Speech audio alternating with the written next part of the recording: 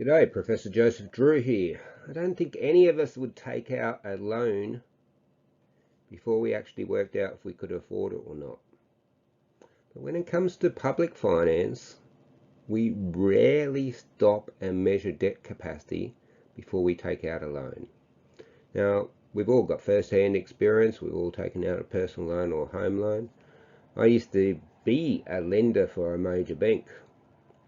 And you might be surprised at how banks approach lending to local government. Okay, so I can tell you how not to measure debt capacity, and that's the way it's done in every state of Australia. It's absolutely hopeless. What they've done is they've imported a ratio and a benchmark from the corporate world. But that's fundamentally flawed, that strategy, for this simple reason. Governments aren't corporations. When a corporation borrows money, they do so to buy an asset that generates income. When a government borrows money, they do so to produce an asset which not only doesn't generate any income, actually costs the local government more down the track for maintenance and ultimately replacement. So they're entirely different scenarios, and if you're going to use a ratio from the corporate world, you oughtn't be surprised when it leads you to misapprehension, serious misapprehensions. And indeed, I keep saying this about all the ratios used to assess financial sustainability throughout the whole country. Do not rely on those ratios. They are worse than useless. Why do I say they're worse than useless? Because they use arbitrary benchmarks that apparently fell from the sky. There is a proper way to determine a reasonable benchmark, but they don't do that. They use arbitrary numbers, and councillors and council staff think that if they met the benchmark, that they're somehow safe. They're assured of being safe. Well, it's not the case. We know that because councils have been put into administration because they've got financial sustainability problems, significant problems, even though they've met the ratio for a whole heap of these benchmarks. So we know that the ratio approach doesn't work. Now, some states use better ratios than others. So New South Wales ratios are just completely useless. There's nothing to be said about them. The net financial liabilities ratio that's used in a lot of states, I believe it's used in South Australia, Western Australia and Queensland, is a much better ratio if you're going to use a ratio. But the other problem with ratios too is they apply to 1 year. And what if it was just an unusual year? And they're always looking backwards. So it's not the way to go. Please don't do it.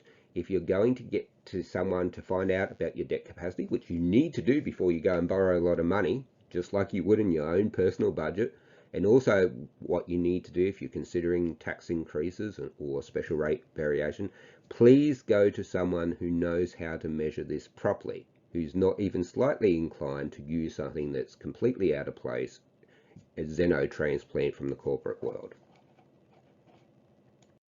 Now, debt capacity, you couldn't have a more critical issue.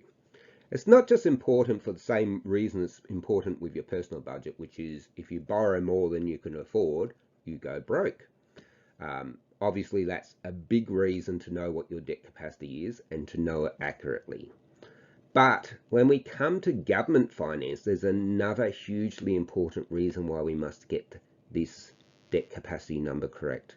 And that's a thing called intergenerational equity. Unlike your personal budget, in your personal budget, when you borrow money, you're responsible for the consequences and only you are responsible for the consequences. You cannot leave debt behind for your inheritors, for your children to inherit. Unlike that situation, in government, the people that take on the debt aren't necessarily responsible for paying it back. It's usually future generations, your children and your grandchildren, people who might immigrate to Australia in the future or immigrate to your local government area in the future. And if you don't borrow a prudent amount, and that needs to be based on robust empirical work, which I'll describe in the next slide, well then you're going to do something completely unfair and, let's face it, evil. You're going to make someone else pay for something that you're getting now, and that's just plain wrong. It would be like me going out for dinner, not inviting you, but taking your credit card and billing it to your credit card. You would not be impressed if I did that to you. Yet, in so many areas of public finance, and this applies to state governments and federal governments, we do precisely that. We go out to dinner on the children and the grandchildren's credit card, and we make them pay the bill for something they didn't even consume, and that's wrong. So, how does an expert measure debt capacity properly? Well, it's using econometrics. I talked about it in my video about capacity to pay. So, it's a Penel regression going back several years, looking at the whole part of the relevant jurisdiction. So, you're expanding it out to 60 plus councils, perhaps 70 councils. And you're looking at all the factors that predict capacity to repay debt, just like when I was a loans officer for a bank. Okay, the sort of questions we'd ask is how many people are party to the loan, how many of them have jobs, how much do they earn, what are their future expenses likely to look like, they're about to have children, do they have children from a previous relationship they're going to pay support to, how close are they to retirement, all those things. So we put the local government version of those questions into this econometric formula. And this is my trade. This is a super complicated maths that economists do. And please, you must get this done econometrically. But if you're doing it and getting it done econometrically, make sure it's someone that can actually do econometrics properly. Now, I would not let anyone with less than a master's in econometrics do this work for me. It's so easy to make a whole heap of screw ups, to get things wrong and get answers that are completely invalid and useless. And if you're going to get invalid, useless answers, you might as well do the dodgy little debt ratios that you have at present and, get your useless answers for a much cheaper price. So you must get a bona fide expert, someone that can prove their expertise, preferably with scholarly publications, because the publication process is so robust that if you don't know what you're doing, you simply won't get work published. So you look at the Penel data, you look at all those variables that predict capacity to pay debt, and you work out coefficients for each variable, a number that each variable is multiplied by to show you what the average response in debt capacity is according to those factors. So what we then do is use those coefficients for the particular circumstances of your specific local government, putting in the particular values for the number of ratepayers in different disaggregated areas and the number of indicators of income and demographic responsibilities and the like.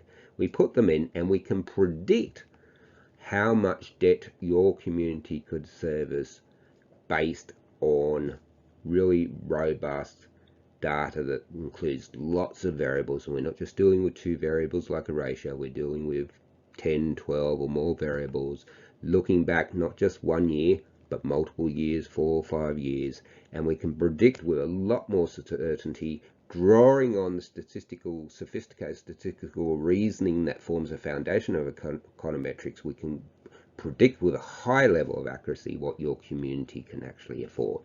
That is the work that you need done. Anything less than that is a guess and giggle. Might as well stick a dartboard up on the wall, throw some darts at it, and go by that if you're doing anything less than the best. And often people say, well, why are you giving me the best? It costs us more to get the best. Well, I'm not willing to do dodgy work. If you ever go to me, and I'm not saying you have to go to me, but if you ever go to me, you get the best, because I think that is what your community deserves. I'm sure that's what your community thinks they deserve also. So what else an expert will advise you? They won't just give you a number of your debt capacity.